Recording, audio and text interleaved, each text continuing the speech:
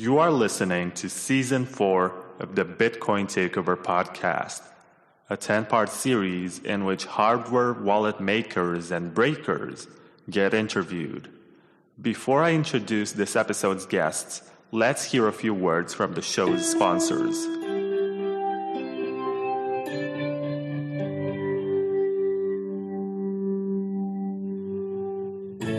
LXMI is a European cryptocurrency exchange whose name is inspired by Lakshmi, the Hindu goddess of wealth, good fortune, and prosperity.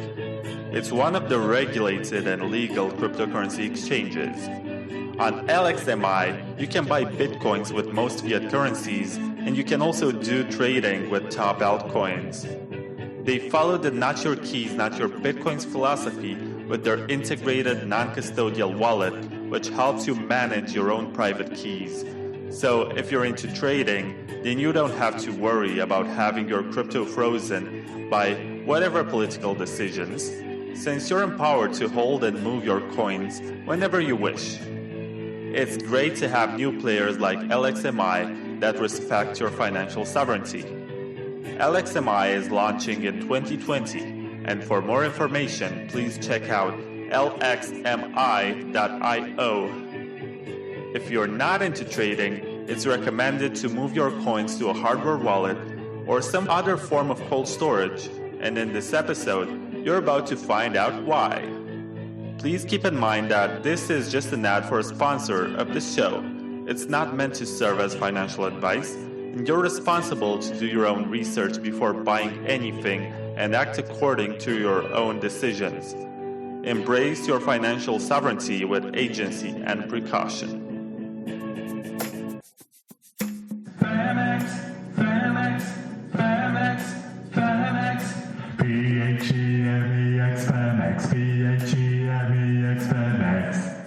Phemex is a Bitcoin exchange with derivative trading options, which focuses on speed, robustness, and maximum uptime.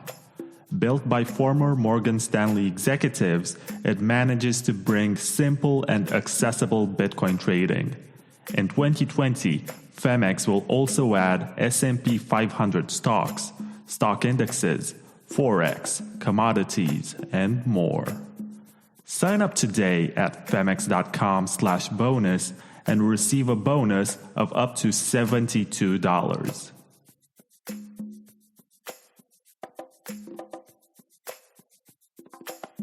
Please keep in mind that this is just an ad for a sponsor of the show. It's not meant to serve as financial advice, and you're responsible to do your own research before buying anything and act according to your own decisions. Embrace your financial sovereignty with agency and precaution. So this might be the last episode of Season 4, the 10th episode, which is about the Coldcard wallet. And my guest today is Rodolfo Novak, who gets the privilege of having the final word on this. I'm not sure if I'm going to do any more episodes from this season, but if I do, it will be like small players. So of all the big ones, Coldcard gets to have the final word, which is quite an interesting position because there is a lot of reacting to do to what other people have said. And I have sent some questions to Rodolfo to synchronize and make sure that everything is fine to discuss. And I'm really excited about this. So hello, Rodolfo. Hey, thanks for having me. Yeah, I'm really happy that I got to convince all the big figures in the hardware wallet market to get on the show and not only mention what they promote about their products, but also what they think about the general state of hardware wallet market and also how they envision the future of private key security and what they think about cold storage. And I think my first question for you is pretty much the same one that I asked to everybody else who was on the show.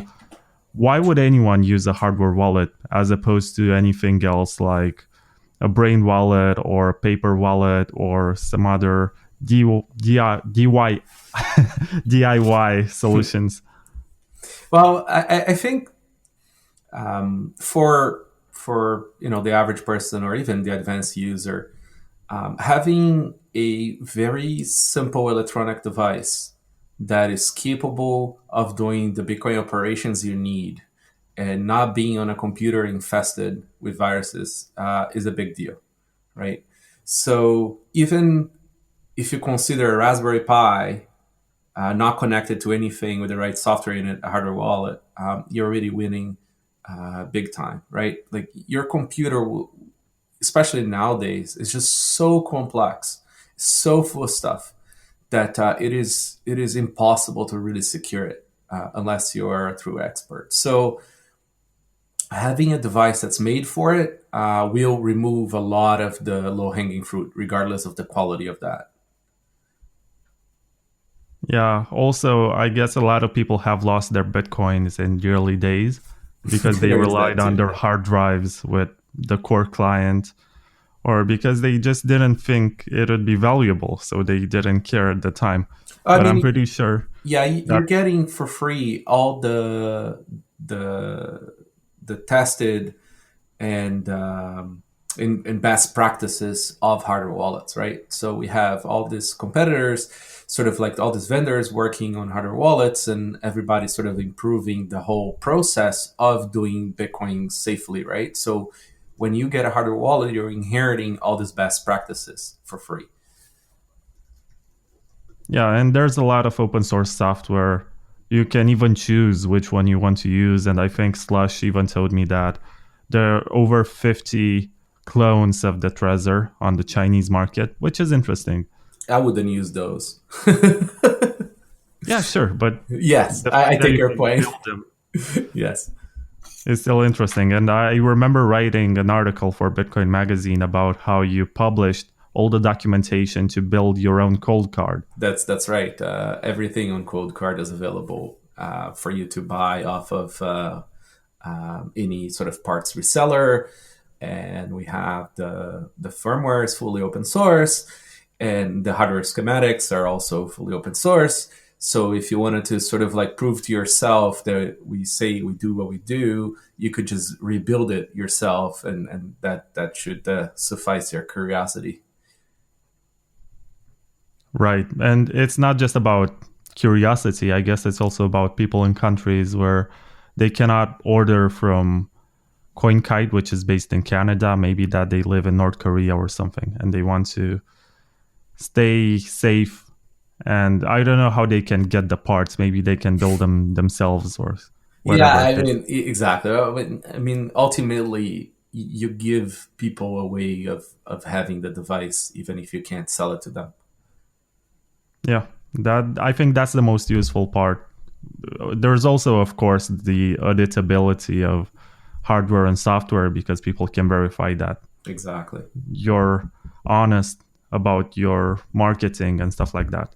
But speaking of this, why is the cold card special? Why do you think people should opt for the cold card as opposed to something else? Well, I mean, Coldcard was a product of our own needs.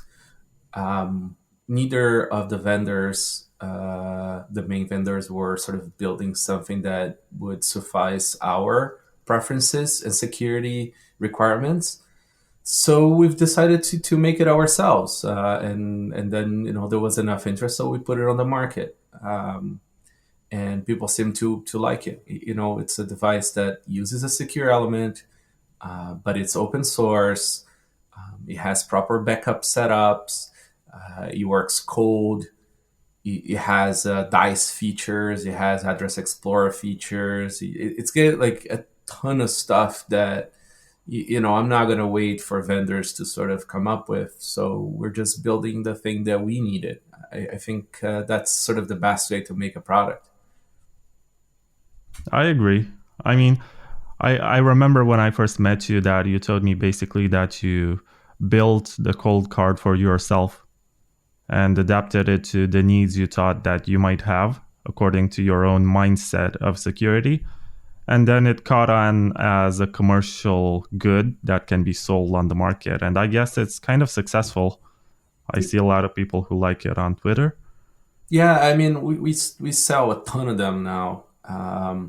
It's a fairly well priced device for the amount of features it gives you, and and the community knows that we keep on sort of adding features, and people request things that we often get it done for them.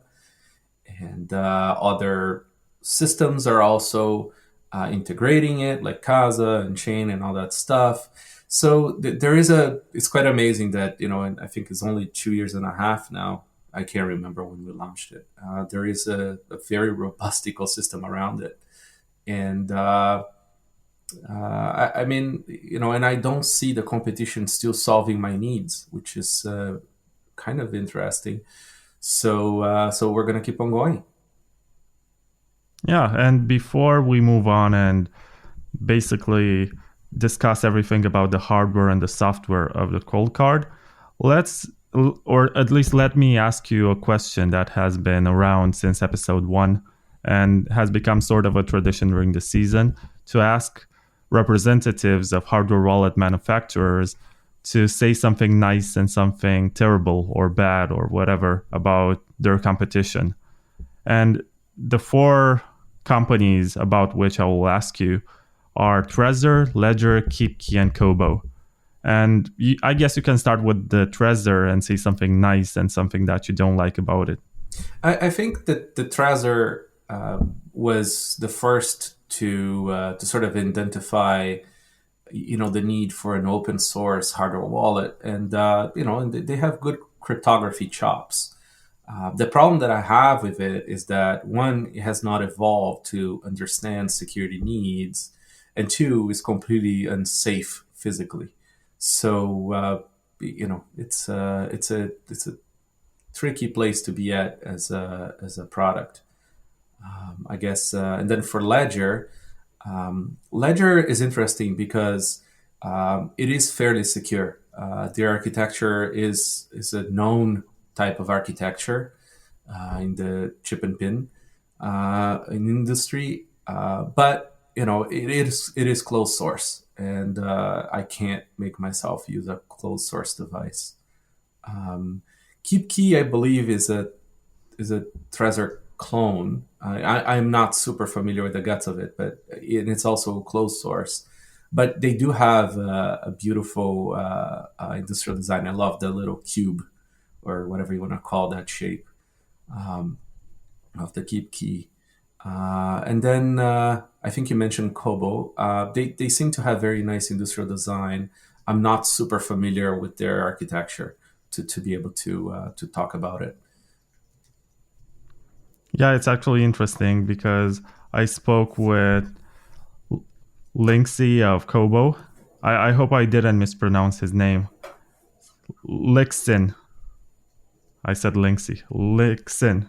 It's not the most usual name for me to pronounce, but I spoke with him before this, and he had nice words to say about the Coldcard, and also he was kind of constructive in his approach, and I like that.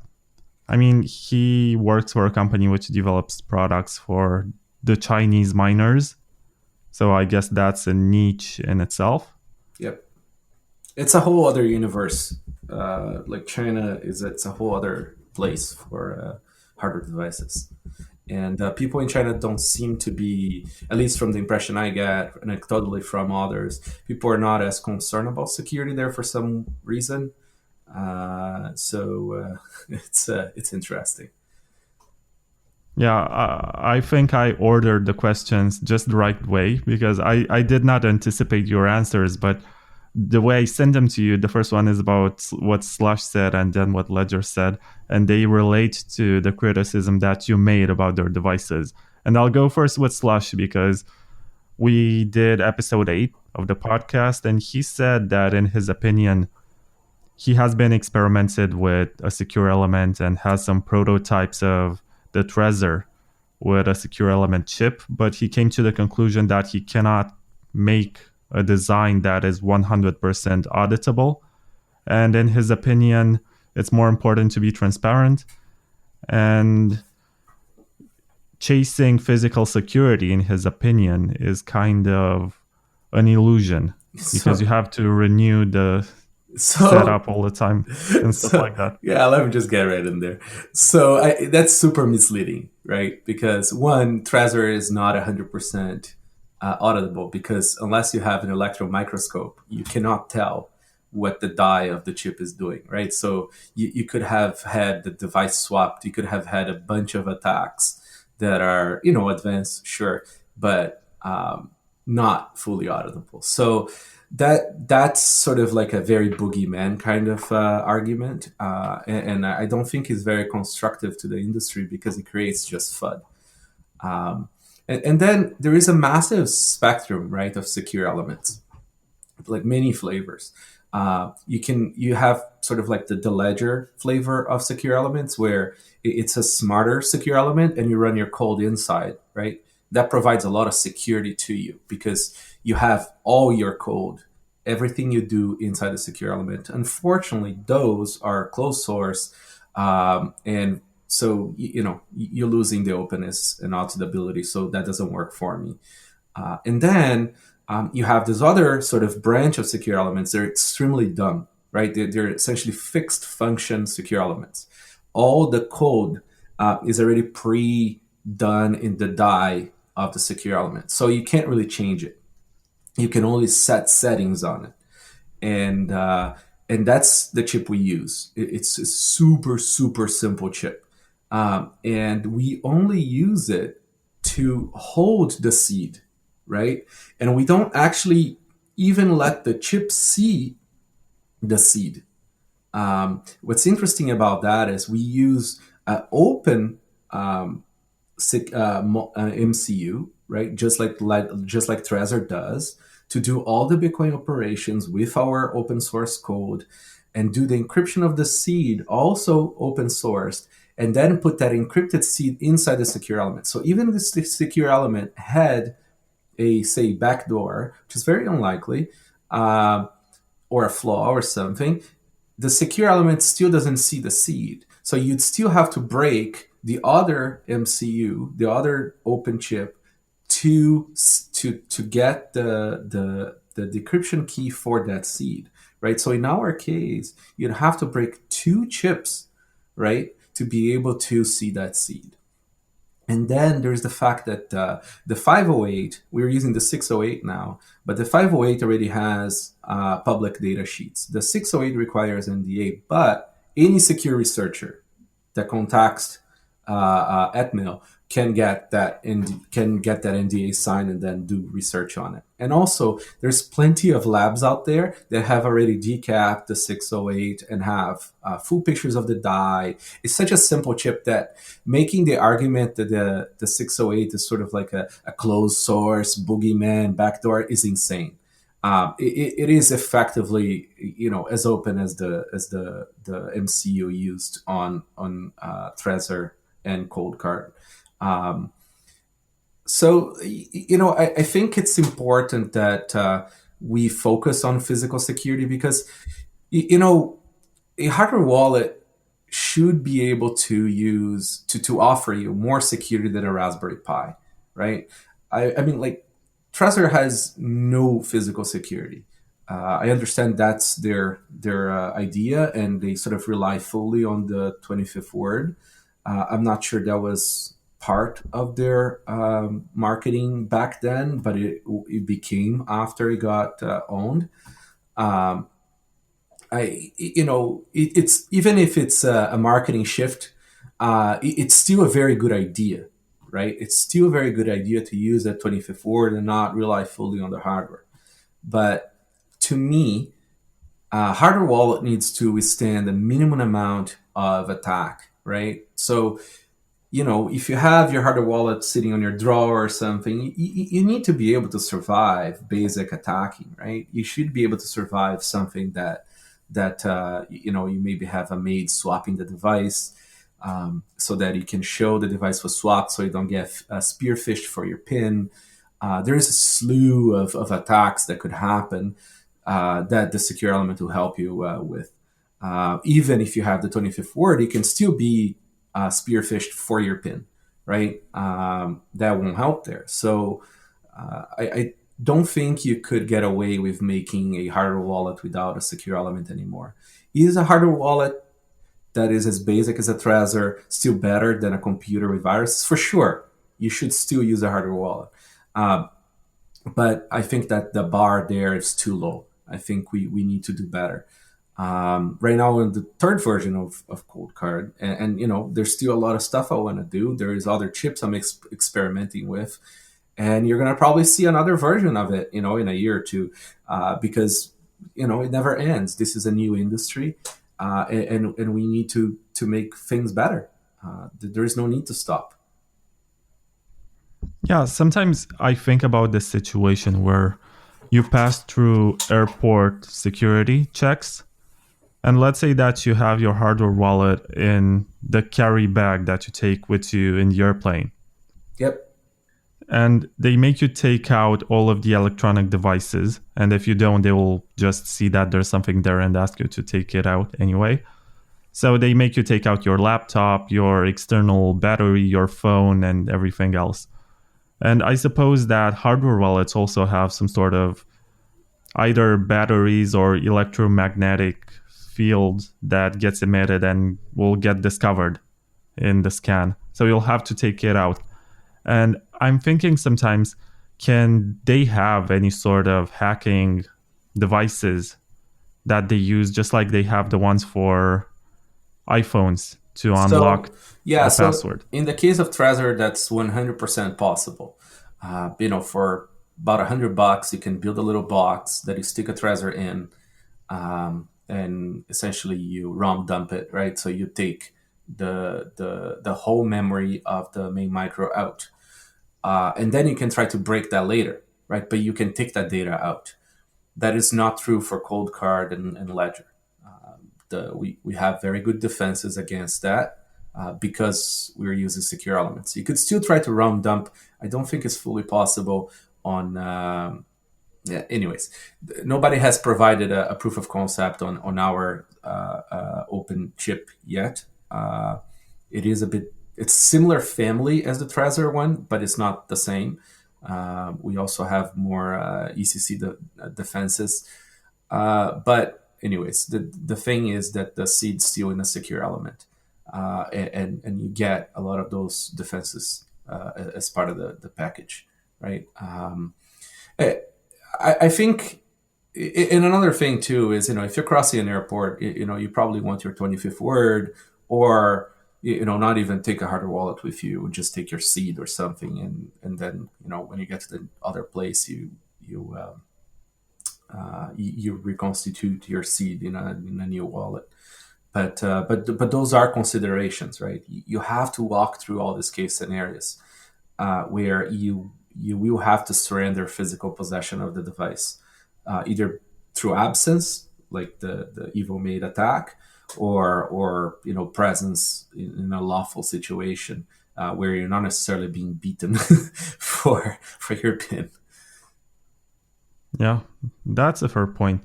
But this leads me to a discussion about an article which was published by Ledger a couple of weeks ago, and it was titled "Not All Chips Are Born Equal."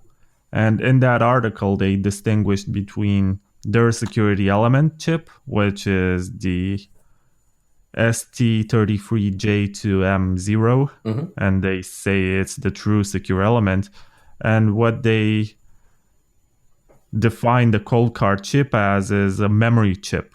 Yep, and that's fair. What's the difference? Is this like... So, you can get into a semantic argument about what is the definition of a secure element or not. So in their definition, a true secure element means that you're running all the code inside, right, of the secure element. So the 608 was our trick to get secure element security, because the 608 has secure element security, right? So it has side channel attack defenses, it has decapping defenses, it has a bunch of defenses, right? I mean, are they all perfect? Could somebody find a bug in them? Whatever, that's true, possible, but the same for their chip too. So it doesn't mean, if you have a secure element, it doesn't mean that you are infallible. It just means you have audited defenses against many types of attacks that are normally physical in nature, right? So you have, say, power differential analysis, right? So people don't they can't do a side channel read of you calculating things inside these chips. That is true for the 608 that we use or for the Ledger chip. You have the anti-decap defense. It's the same for us and for them. You have tripping wires. You have a true random number generator, not just a random number generator. That means it's an audited random number generator, and you use those to do some of the encryption and some of the communication between your secure element and other chips. So, aside from the semantic discussion, the 608 that we use is quite robust. It's a very good chip. So much that we went from the 508, which was the previous version, to this new version that has a few more features. And, we hope to use the newer version when it comes out that might have other defenses. So, at the end of the day, does it provide the security features? And the manufacturer itself sells it as a secure chip.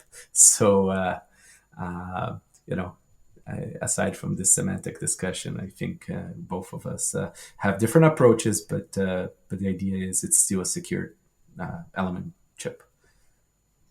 Yeah. Also, I think that Coldcard was. I don't want to say something mistaken, but I think you are the first hardware wallet manufacturer to release a Bitcoin-only product. I know that in the first generation, you also supported Litecoin, but after this, you dropped it. And after you have promoted this Bitcoin-only approach, also Trezor have released their Bitcoin-only firmware for the Model T and for the other one. And I think, you have started this trend of having Bitcoin-only devices. And my two questions about this are, is this profitable? And does this really help with security by reducing the attack surface? It does. So, first, maintaining a massive code base just means you have to do more testing and more bug fixing. So that means there's more room for attacks, right? That's just a reality of software. More software you have, the more stuff you have to test. I think, again, it's a little bit of marketing on the other devices because they're still maintaining a massive code base of shitcoin. The only difference is they're making releases that don't have the shitcoin, but that's still a substantial amount of resources put in those to at least review and test those, right? So just taking that stuff out doesn't really, doesn't improve the security that much if you're still putting all those resources on it. In terms of profitability, I mean, we are a profitable player. We sell a lot of devices. But we're never going to be able to sell as many as say, Ledger supporting all the shitcoins. So it's an interesting sort of play. I mean, but we're also not trying to be so, I guess, consumer friendly in a way, even though it is easy to use. We are focused on, Bitcoin and actual sort of, hard security with open source. I think I don't know where Trezor is in that spectrum. So because they do support all the shitcoins, so they profit from that, but they also have to deal with all that stuff. So it's not clear to me. But the reality is that Bitcoin is sort of king, and that's where most of the hodling is. So that's what we're going to focus on. Yeah, also, I'm not sure if this question was part of the plan, but I have noticed that other shitcoiners, I mean altcoiners or whatever, call them whatever you want, they don't care as much about security of their funds. No, because they're going to dump it in a week, right? I mean, they're holding on an exchange to dump it. It's, aside from some old altcoins, maybe that there are some larger hodlers and stuff, reality is most of them are just going to pump and dump on the exchanges. So I don't really see the true value in supporting them either. I mean, I know this is a Bitcoin only podcast, but I see Ethereum people on Twitter, and none of them seem to be concerned about verifying the amounts that they're holding on their light wallets. I don't think Ethereum people are not interested in verifying anything. I mean, there is maybe, a handful of archival nodes in their network, and they're all on Amazon. So, I bet there is like one person left running all Ethereum archival nodes, and that's it. So, it's a different mentality. Those guys are more interested in sort of like creating, JavaScript apps, and I'm not going to get into Ethereum. It's pretty hopeless. Yeah, I don't want to get into it either, but it's just the general remark that Bitcoiners tend to be most paranoid about security and also invest in hardware wallets, steel plate storage methods, and all sorts of creative ways of storing your private keys, whereas on other coins, they just don't care. They might as well use a light wallet like Coinomi or something on their phone. The way I like to look at it is, Bitcoin is hard money, so Bitcoiners want hard security, right? The rest of the stuff is just noise, so they're going to just use like noisy solutions. Yeah, that's right. But we established that this is some sort of reaction episode to what others have said during the season. And in episode 7, Peter Todd told me that he doesn't use a hardware wallet, even though he has played with a few of them, and he owns a Coldcard, he owns a Trezor, but doesn't use them, and has some kind of virtual machine setup where he uses an operating system called Cubes, and he doesn't trust anyone else with providing any kind of devices. And I suppose that there are different types of Bitcoiners who have different types of expectations and expertise in regards to security. And I guess when you first start out and want to get your Bitcoins out of Coinbase, you're going to have a different expectation from somebody who is basically a cypherpunk and can build stuff on his own. So what is the category to which Coldcard is trying to appeal? So we have a lot of security researchers that actually use Coldcard as their wallet, or we are the paranoid hardware wallet, right? We like real security, cold, and everything. There's always going to be extremely advanced users like Todd who, they know exactly where to drill on the laptop and burn it after, so that nobody can retrieve their stuff after. But the reality is, most people are not going to be able to don't have the right knowledge. And even for the people who have the right knowledge, they have other things to do in their life, aside from attack Bitcoin, which is Peter Todd's full-time job, right? So I think it's unrealistic, either in terms of knowledge or in terms of time, for all categories of users to essentially not use a hardware wallet, right? I'm fairly knowledgeable. I could run my own sort of wallet on a laptop, and I chose not to. I chose to create Coldcard for that because a computer is just too full of holes. And I don't think that that's changing anytime soon. Even using cubes, which is awesome, I think it's unrealistic. I remember this point and you're going to laugh when I mention the name, but I did the interview sometime in December. But Trezor told me that he doesn't... Yeah, okay, laugh it up.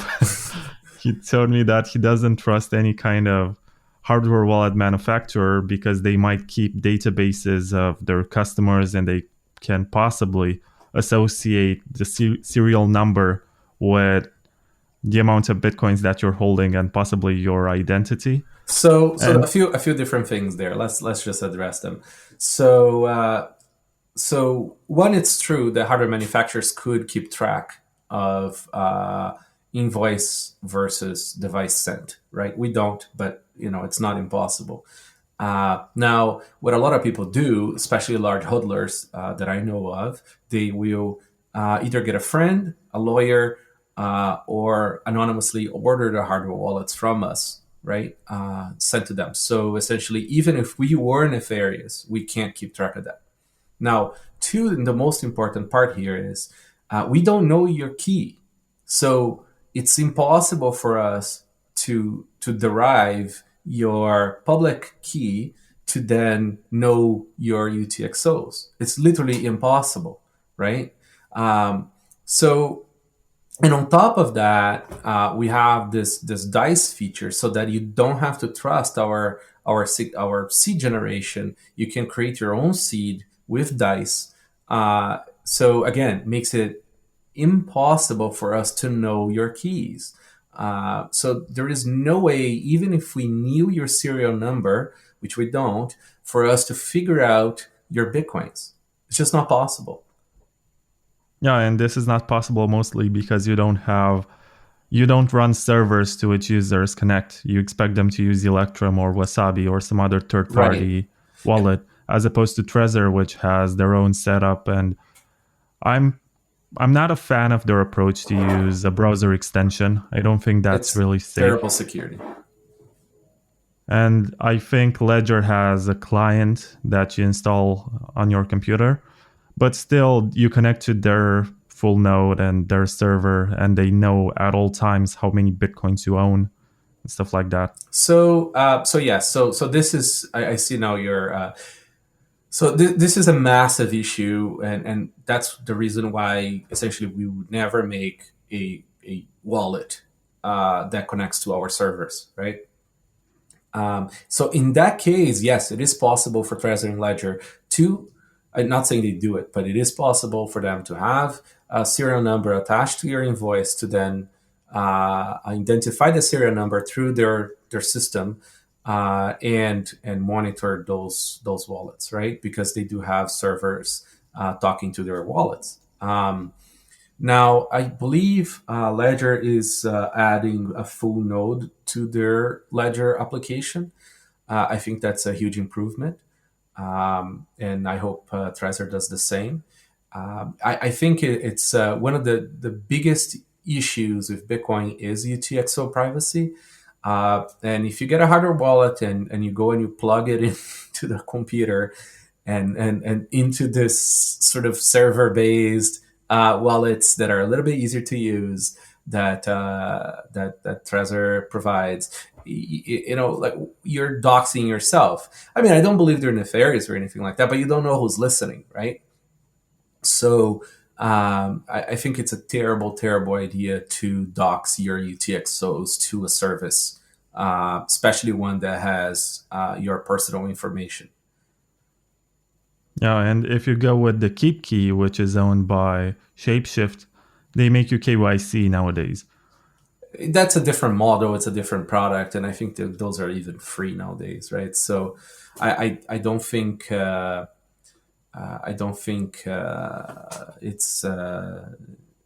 think they're even playing in the security space anymore. I think it's just it's a whole different sort of. I like to see it as a different category.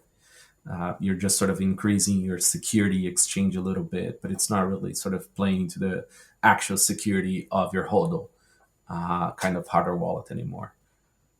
Yeah, but I like to argue sometimes that you can buy that KeepKey for $20 or whatever they sell it these days and run it through Electrum, and it's still kind of a Trezor. No, because it's closed source.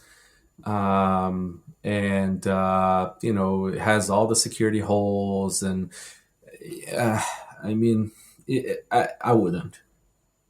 Yeah, it makes sense though, because it hasn't received all the updates that the Trezor has. Yeah, it's just too stale to be safe to use. Yeah, and I know that, for example, I spoke with BTC Chip of Ledger, and I think he designed the original Ledger and is responsible for the current designs too. And he said that he appreciates Coldcard because they brought PSBT to hardware wallets, and Yes. He thinks that the future models of the Ledger are going to have PSBT. But on the other hand, Peter Todd told me that he doesn't think that having the air gap with PSBT really makes much of a difference, because you still connect the device to the computer with the SD card.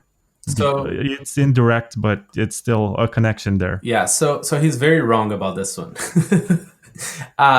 So the USB stack is a massive clusterfuck.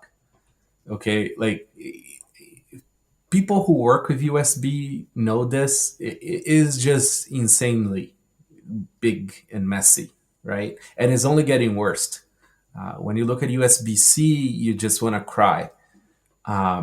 See, and then you are susceptible. Aside from the USB stack, you're also susceptible to USB cable attacks, like the iPhone stuff, or you know what I mean. Like you can have a nefarious cable there doing stuff. So, and another, so I guess like a huge. Let me go back to microSDs first. So, the microSD route, right, sneakernet, as it's sort of known for many years, is it's not perfect, but it's a very, very tiny code base. And it's very limited read and write capabilities, and it's not executing anything, right? So it's a much, much, much smaller attack surface, while the USB stuff is monumental. Now, another huge gain you get is retrieval capability. So assume that all devices are hackable, right? Eventually, somehow. Now, if you are remote and the wallet is not connected to something, you cannot retrieve the information you managed to attack. See, with the micro SD, you'd have to physically go there and attach it. But say you found a flaw in a hardware wallet and somehow it can be exploited via the USB, you can remotely take that data out. That's not possible with the microSD. There is a reason why so many secure facilities and sort of important stuff is completely cold, like nuclear power plant. Just think about the extent that they had to go with Stuxnet to be able to get inside a power plant, a nuclear enrichment plant, to do that attack. And even then, it was not for retrieval. They were just trying to mess with the plant. So the increase in attack complexity and retrieval is very, very big when something is not connected. And then you also gain sort of like the UX of better hygiene, right? Better security hygiene. So you can have your Coldcard in a very secure location, and you go there and you only plug to power. There's no laptops, there's no electronics with you. You're not being sort of tracked or anything like that. And then you do your transaction, and then you take the microSD out and you go back to the location where you're going to broadcast it, right? That whole UX security hygiene is a huge gain as well. So I think it's too simplistic to just think that microSDs can be attacked as well. Therefore, USB and microSD equal the same. It's not. There's a lot of parts to this. I guess that's fair. And I didn't know this about SD versus USB security, but it makes a lot of sense because there's so much happening with a USB device, and there's only so much you can do with SD cards. Exactly. Again, like very, very, like, especially when you're doing the microSD card with embedded devices like a Coldcard, it is very, very simplistic approach. So it's very few attack vectors there. Yeah. And let me address something that I did not like about the Coldcard, and I'm not sure if it can be fixed without a wallet of its own. But you cannot check your balance to see how many Bitcoins you have directly from the device. You have to connect to a third-party wallet like Electrum. Yeah, that's true for any hardware wallet, right? Because you need UTXO information from the blockchain to give balance. So any hardware wallet that is not like online, right? it's not either a full node or an SPV client, cannot see balance. It's not that the hardware wallets don't want to show you balance. It's just that it's impossible without connecting to something. Yeah, it makes a lot of sense. I didn't think about it in these terms, but I was thinking of watch-only setups and stuff like that. Oh, you can do that. Yeah. You can do watch only with a Coldcard and Samurai, or with Blue Wallet or Electrum or Core, or really any wallet that supports watch only. You can export the XPub and just watch it. Mind you that if you're doing watch only, you are doxing your UTXOs to the node, right? If the node is yours, great. If the node is not yours, you're still doxing UTXOs. Yeah, and it's terrible for your privacy, which in itself is the preceding step for security. Yes. If people don't know how much you have, it's much harder to know if it's worth attacking you. Yeah. And I want to mention that we spoke a little after I published that review in Bitcoin Magazine. And some of the remarks that I made, you disagreed with them. And I guess this is your chance to punch me back in the face for saying that the physical robustness of the Coldcard is not as good as the one on the ledger. Even though that was my perception when I was touching them, I didn't try to smash them. But also, before you answer this, I also want to mention that in terms of design and opsec, the Coldcard does look like a calculator until you take a closer look and you notice that the screen is too small and it doesn't have any kind of plus, minus, multiply, divide buttons for operations. So do you think you could disguise it to make it look more like a calculator? So I don't believe in security theater, right? Reality is any advanced attacker or any attacker that's coming after your hardware wallet, it doesn't matter what I make a Coldcard look like. They will know it's a Coldcard, right? Because we're going to have pictures of the product in a website. So you're not really gaining anything. Nobody is stupid enough to believe that that device is not your hardware wallet. So there is no, it's just not worth it, right? So might as well not try to pretend what it's not. I guess in terms of robustability, so Coldcard is made of PC, which is polycarbonate. It's a fairly strong plastic. It's actually stronger than some of the vendors. But these devices are not sort of considered rugged, right? So any of these devices will yield under a hammer. Yeah, if you try to smash them. Exactly.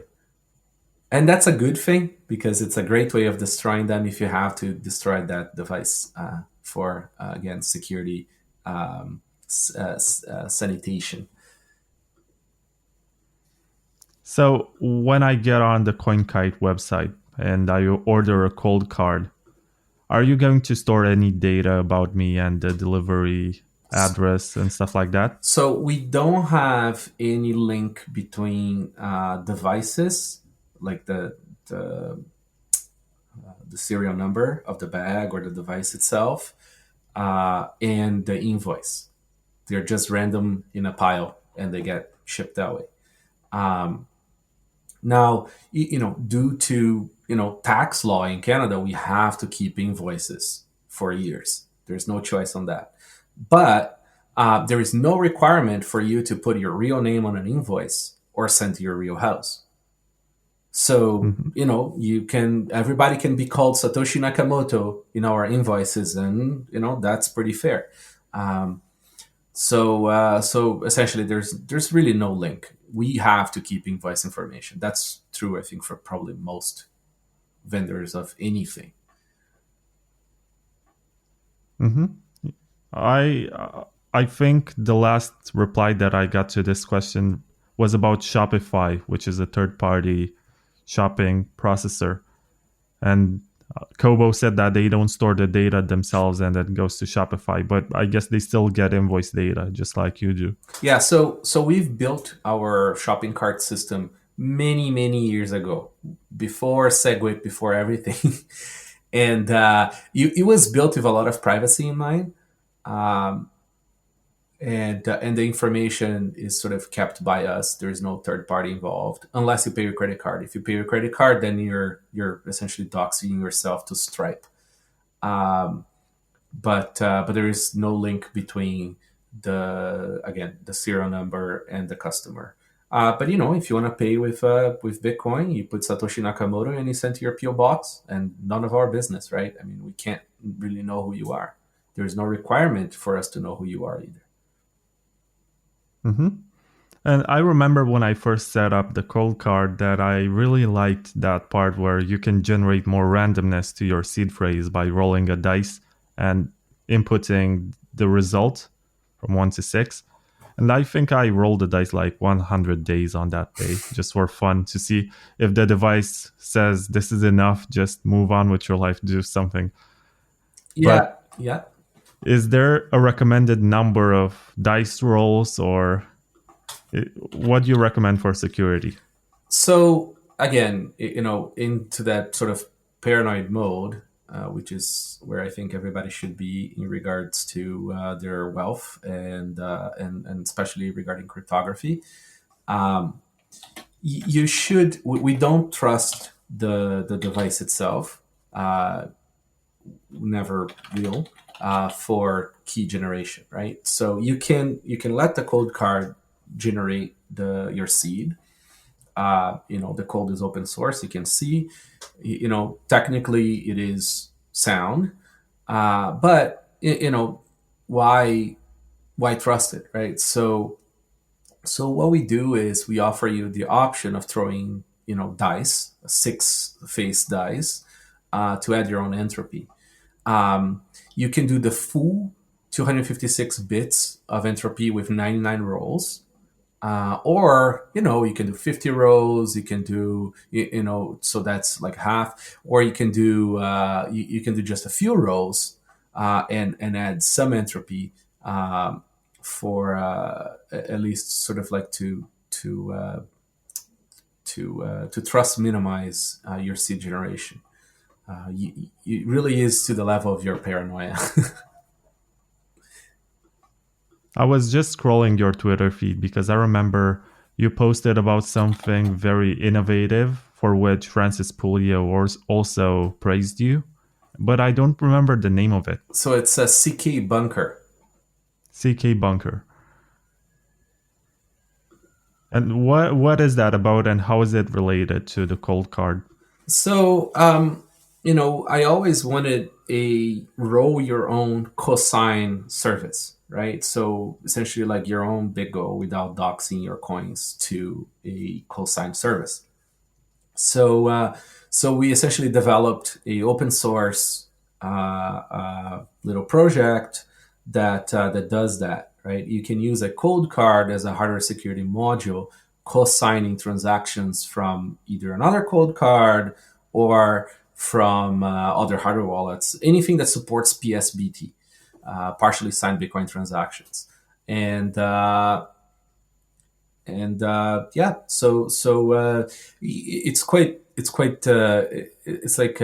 a bigger project, right? So it supports a lot of modes, and you can have different users, and it has a web UI, works over Tor, but essentially you put it running on a machine with a Coldcard on it, and then you get like a web service essentially over Tor for you to do your co-signing. So you can tell it, only co-sign transactions of 1 Bitcoin per week, right?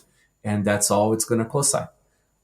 So now you can have a little bit more security with less, like with more parties involved, and that party is essentially you. So you're not losing privacy. Also, does the Coldcard have stuff like Shamir backup and stuff that Trezor uses? Yeah, so we have since the launch a secure backup method. So you can essentially encrypt your private key and other settings of the Coldcard into a microSD card, and then you get 12 words to decrypt that microSD card. Right, that's very nice. for you to migrate between your Coldcard to another, or for you to just create a safe backup that you can put somewhere else. We don't have Shamir yet. We plan on doing Shamir shares at some point for backup as well. It's just that there's a lot of other features that are more pressing that people want. We actually had a release today of another firmware with more interesting features. So we're trying to sort of do the roadmap based on need as opposed to want. That's a fair approach. But what is next for the Coldcard? How do you envision like the next iteration of the wallet or some other firmware update that adds new cool stuff to the existing models? Right. Well, so just today we launched a Scramble pin keypad, so you can scramble it on the screen. You can now show QR code when it's over USB. This is a big one for me. You can when you create an Electrum or Bitcoin Core file from Coldcard, now you can choose account number, right? So you can choose different derivation paths essentially. That's nice because if you're migrating from a Ledger or Trezor that had different accounts in their software, it's very easy now for you to import that seed and create new Electrum files with those different account numbers. Just a click. There's bug fixes to do. There is a lot more multi-sig support. There is more integrations with other services and products. There's the Shamir stuff we want to do. The list is long and prosperous. It just never ends, right? I hope to one day do Lightning and maybe some of the coin mixing right from the device. We want to see how people use the HSM bunker feature and improve there as well. And then there is hardware itself, right? We're doing more experimenting with different secure elements. There is very interesting stuff that now are not public yet, but coming out of different providers, different chip vendors that are sort of giving us to try. We want to improve the UX on Coldcard. Definitely, look into different industrial designs for it. This is what we want to do with our lives all day, right? So it's sort of like a never-ending pursuit here. I agree. And for every new security feature, there are going to be many more, not necessarily bugs, but ways to exploit. Yep. So you have to fix all the time and keep up with the hackers, some of them ethical, some of them stealing your Bitcoins. But I wanted to ask you something. Let's say that I buy the Coldcard today and I hold on to it for like 5 years and maybe use it as a cold storage way. Mm-hmm. Do you think it's secure enough to not update the firmware and just leave it like that? It's impossible for me to know what the bugs or attacks will be, right? So it's not possible to give a future proof sort of answer to that. But if your physical storage is fairly safe and you are using a 25th word, long term, it's pretty reasonable. It's likely more reasonable than a computer. It's likely more reasonable than some of the other vendors. Coldcard Mark 1, even though has some exploits, is still an order or two of magnitude more secure than a Trezor, right? So it's we just never know what kind of attacks will come. So, and again, this is a very young industry, right? We haven't had secure elements made for Bitcoin. We're still using generic stuff. So I guess it's important to sort of keep pushing until this industry as a whole matures a bit. Maybe in 20, 30 years, you'll be more obvious and more stable, right? Like where do your footing in terms of security. But I don't think that that's necessarily a choice or an option now. I think now the best thing to do is to keep on pushing and sort of don't expect things to just remain safe or stable forever. I think you gave us a very interesting hint there regarding secure elements specifically designed and dedicated for Bitcoin. I think it will eventually happen. There is some conversations being had with like different vendors, but the scale is not there yet for this kind of R&D. So as Bitcoin scales, we have a lot more economies of scale, and we can make more interesting things that are only allowed at that scale. So my last question to you is, to which extent is owning and using a Coldcard comparable to having a dedicated general purpose computer? I mean, it's a whole different level. Unless you are even if you are a very, very, very advanced user, it's still, in my opinion, much safer to use a Coldcard than a computer. I mean, there's just no comparison there. Okay, I think these are all of the questions that I had for you. Well, thanks for the opportunity to talk about the stuff and sort of like clear out some of the conversation around hardware wallets, security, secure elements, and all that stuff. Yeah, and thank you for joining. Is there anything else that you'd like to add or promote regarding your work with Coldcard? No, I mean, I guess just follow Coldcard Wallet on Twitter and join the Coldcard Telegram group so you can stay up to date with the stuff. Submit bugs if you find them. Help us improve the documentation. Keep on buying the product. We keep on making it. It's as simple as that. Yeah. Okay. Thank you very much. Thanks for having me. Let's hear a few words from the show's sponsors.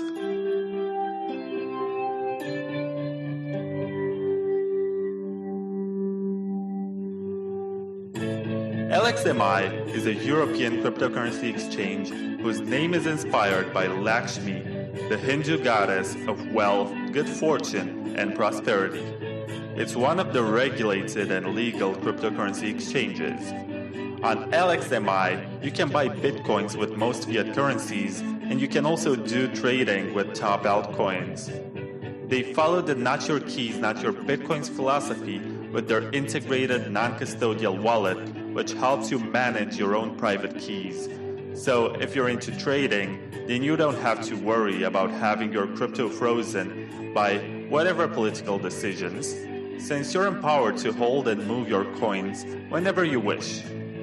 It's great to have new players like LXMI that respect your financial sovereignty. LXMI is launching in 2020, and for more information, please check out lxmi.io. If you're not into trading, it's recommended to move your coins to a hardware wallet or some other form of cold storage, and in this episode, you're about to find out why. Please keep in mind that this is just an ad for a sponsor of the show. It's not meant to serve as financial advice, and you're responsible to do your own research before buying anything and act according to your own decisions. Embrace your financial sovereignty with agency and precaution.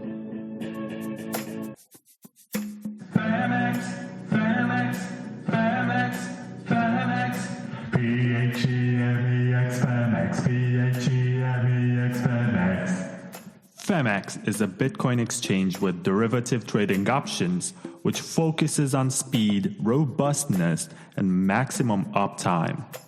Built by former Morgan Stanley executives, it manages to bring simple and accessible Bitcoin trading.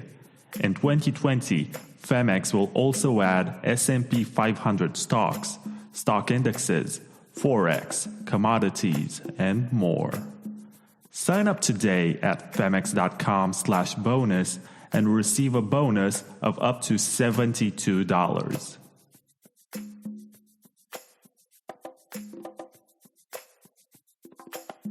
Please keep in mind that this is just an ad for a sponsor of the show.